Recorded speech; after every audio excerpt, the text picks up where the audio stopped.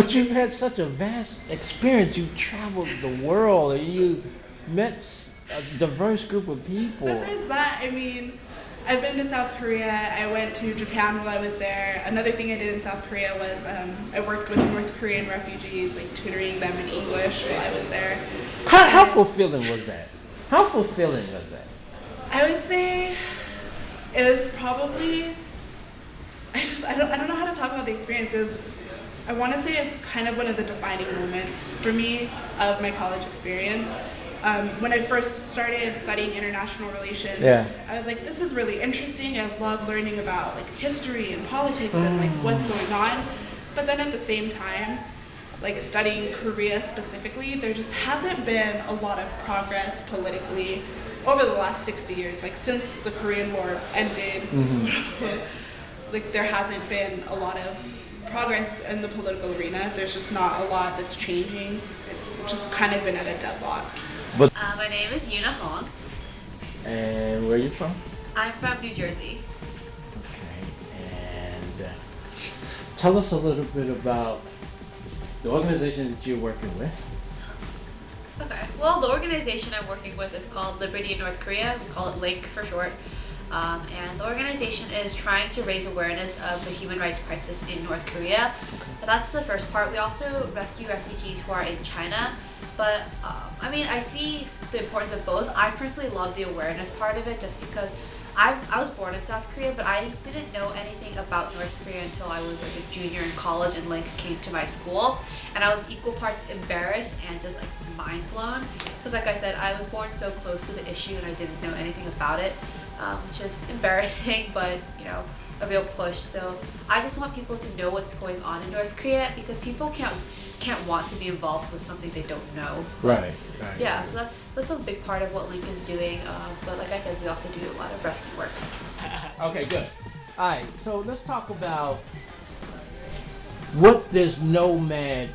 Internship. Yeah, what does I mean? What does that mean? What does that do? What does that mean? I mean, I feel like I could see like our vice president kind of like thinking about making this internship and What do you like, mean? talking about The it. vice president of the organization? Yeah. Okay. Like we've talked to him before. Like he's kind of a silly guy, so I could just see him like kind of making this title up as a joke, and it kind of stuck because basically it's just like you're living inside a van for 10 weeks with two basically strangers. You're just kind of thrown in there, and you start driving across the nation and stay wherever you can stay, get fed by whoever will offer to feed you, just do whatever you could do to get by, so you never know where you're gonna. Sometimes you don't know where you're gonna be tomorrow. You just like wake up in the morning and like, well, I hope I find somewhere to stay by, tonight or something. So it's like kind of really crazy like that. So that's why they call it like nomads, because we don't have homes. We're travelers. We're wanderers. That's been me all my life. So I'm going to tell you a little bit about myself and how I got involved with Link, starting with a picture. Yeah, so that's a picture of me skydiving. And I have another picture. Here's mine. Okay.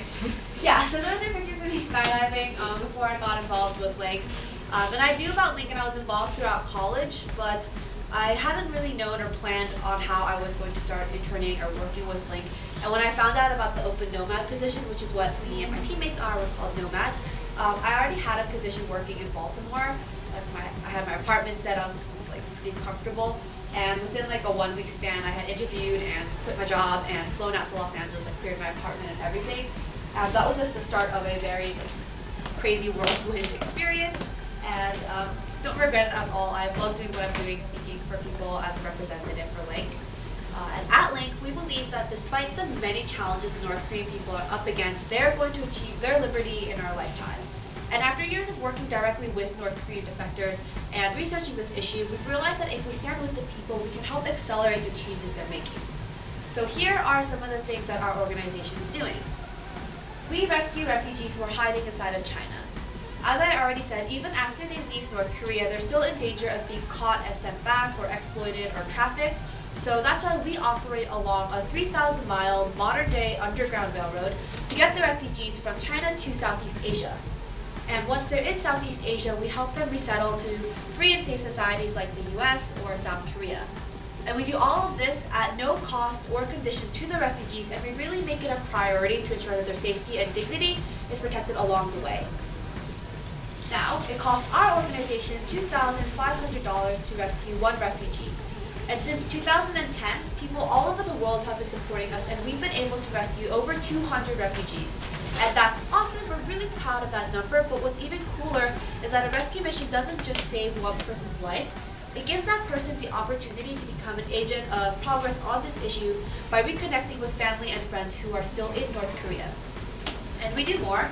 We also offer resettlement assistance to the refugees to help them thrive in their new lives. A lot of the time, refugees resettling in South Korea or the US have a hard time adjusting to a society that's so different from what they knew back in North Korea. So that's why our resettlement assistance program helps ease that adjustment process so that they can be empowered to achieve their full potential and live successful lives. And we do that through personal development, career development, and we also have scholarship programs.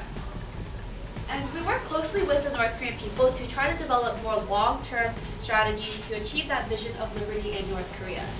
And that involves getting special insight about social and economic changes happening inside the country, as well as information about other current events. And we use all of that information to shape our public messaging and develop more programs. That are increasing their independence from the regime. We believe that the North Korean people's potential to forge change will ultimately lead them to achieving their liberty in our lifetime. Here are 6 reasons why. Number 1, there's already been a quiet, bottom-up economic revolution. In the 1990s, the state-controlled economy collapsed, and a huge famine killed up to 1 million North Koreans. But out of that tragedy emerged a new society of people who had learned they could no longer rely on the regime. People began to trade what they could in markets, starting off with food, and then moving on to a broader range of products and services. These markets and the underground economy work directly against the regime's obsession with micromanaging society, an obsession that has stifled potential, innovation, and development. But despite their many attempts to rein it in, they have found it impossible to bring this quiet economic revolution under control. The people are more and more independent from the regime, and there's no way to turn back the clock on this new economic reality. Secondly, the North Korean regime can no longer hold back the information boom happening in the outside world. Though ordinary North Koreans can't access the internet, they found ways to connect to new sources of foreign media, information, and ideas. Refugees have told us how they use DVDs and USBs to watch South Korean dramas and Hollywood movies that are smuggled in.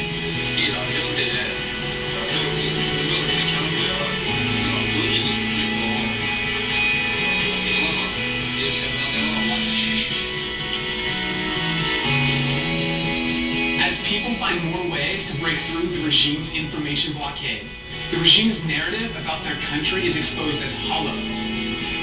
And the people increasingly yearn for the same freedoms and opportunities that they see in other countries.